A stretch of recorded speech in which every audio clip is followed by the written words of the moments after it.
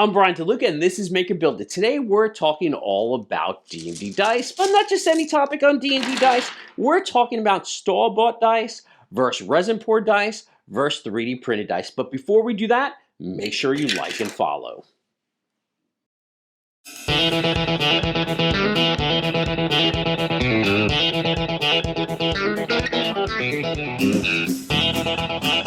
Store-bought dice. Store-bought dice are the standard for most players. They're typically made of plastic, metal, or wood, and come in a variety of colors and finishes. These dice are mass-produced, ensuring high durability and uniform balance, which is critical for fair gameplay. My first set of dice came with my original game of Dungeons & Dragons, which lets you sort of know how long I've been playing the game. Store-bought dice are manufactured under pretty strict guidelines, ensuring uniform weight and balance. They're available in numerous materials and designs, and they can easily be purchased online or from many gaming stores. Store-bought dice lack uniqueness, and some of the more exotic-looking ones, like the metals or the ones made out of wood, can actually be pretty expensive. Resin-poured dice. And if you've seen some of my other videos on me attempting to make resin dice, you will know I am not an expert at this one. Resin-poured dice are actually made by mixing resins and pouring them into silicone molds. They often incorporate unique colors, glitters, even other items. I've seen ones with beholders, ones with hamburgers in them, ones with everything you could imagine. One of the cool parts about resin-poured dice is each set is completely unique. A lot of times these dice are stunning, they're crystal clear, and there's something that can't be replicated in a mass manufacturing process. So like you've seen in my videos, pouring resin dice is not the easiest thing, and often they contain bubbles and other imperfections. And that can sometimes affect rolling fairness. And one of the things about making resin dice is it requires a lot of time and practice. For those people who actually make these beautiful sets of resin dice, I am in awe. You guys are artists. I'm still figuring out how to get rid of the bubbles in my resin dice when I pour them. FDM 3D printed dice. So FDM printing is what you see all the time online. You have the big spools of filament and you're building out your dice layer by layer. FDM printers are relatively affordable days, making them popular amongst hobbyists. Creating dice on FDM printers is relatively inexpensive. They also allow for intricate designs and personalization. So one of the things with the FDM dice is the layer lines may be visible on the dice themselves, which will require additional post-processing if you want smooth dice. And the reality is once you post-process them, you may off-balance the dice, making them not as fair or usable as sort of a standard set of store-bought dice, or even some of the other dice we're going to talk about. Now, one of the things about FDM 3D printed dice is they don't have the same heft or feel as traditional store-bought dice or resin-poured dice, resin-printed dice. Resin printers are actually known for their high quality output. They basically cure resin with the light and basically build it layer by layer. Now, they create some really cool finishes, and I have created a few sets of dice with this process. Resin printers can produce much finer detail than an FDM printer, creating a more perfect set of dice. The material quality of resin printing creates a really smooth glass-like feel to the dice themselves, and they have a similar heft and density of store-bought dice. Now, part of the problem with resin printing dice is resin printers could be sort of expensive. The materials are hard to work with, and they require a lot of maintenance. Now, one of the great parts of 3D printing dice is you could customize them in many ways, but you could also scale them in any way you want.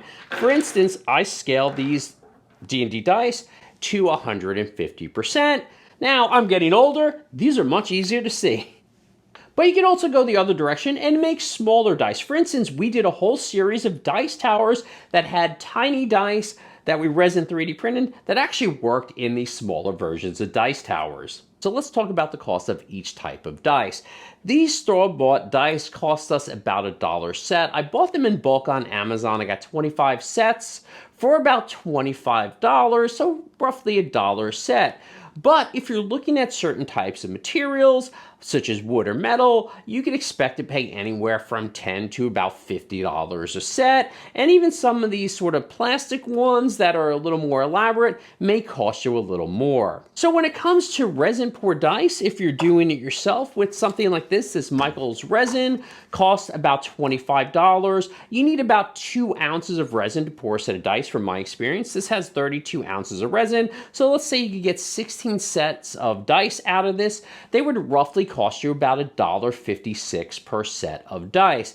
Now, if you bought a custom set of resin dice on Etsy or somewhere like that, you can expect to pay anywhere from maybe $10 to $15 to up to $100, depending on how custom you want them. For the FDM printed dice, it's interesting because what happens is depending on the density you fill them at is really what your cost becomes.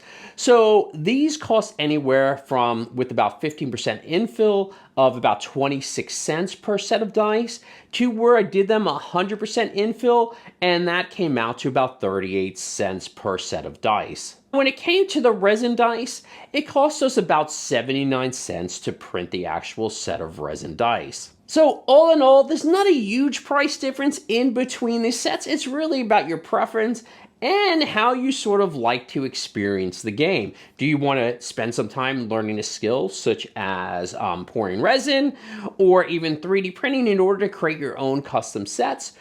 Or do you want to purchase some of them such as the store-bought ones or some of the custom resin dice?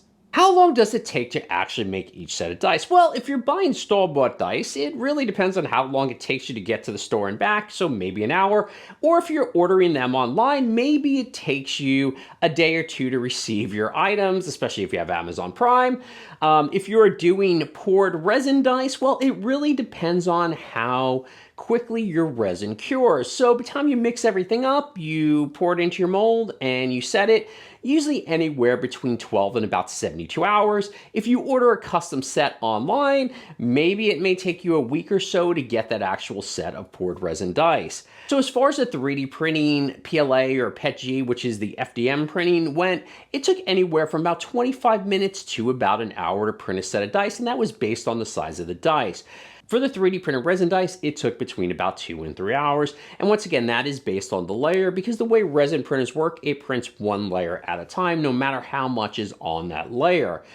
So based on the size of the dice and based on the amount of layers is how quick that's going to print. One recommendation on the 3D printed resin dice is to print them as solid objects. So let's take a look at the weight of each set of dice. These are the store-bought dice.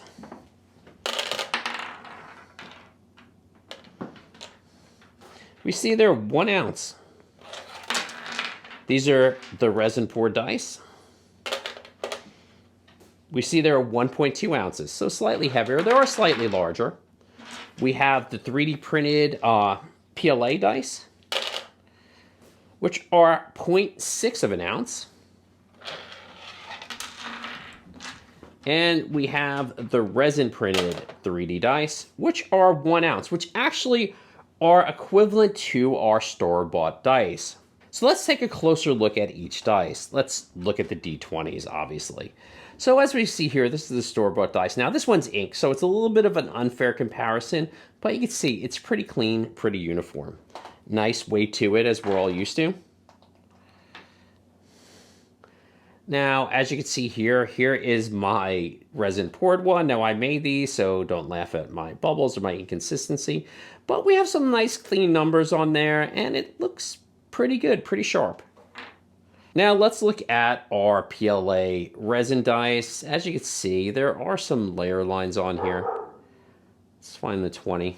Oh, this one actually, this set, when I downloaded it, had the ampersand on it. So let me find that real quick. That's your 20 right there.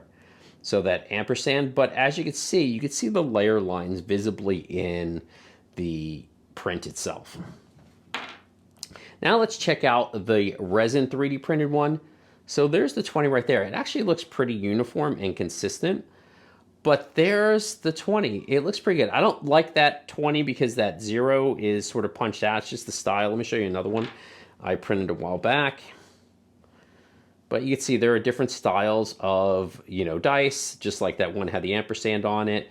This is one I printed. There's the 20 right there. So you can see this has a much cleaner 20, and we see like uniform consistency.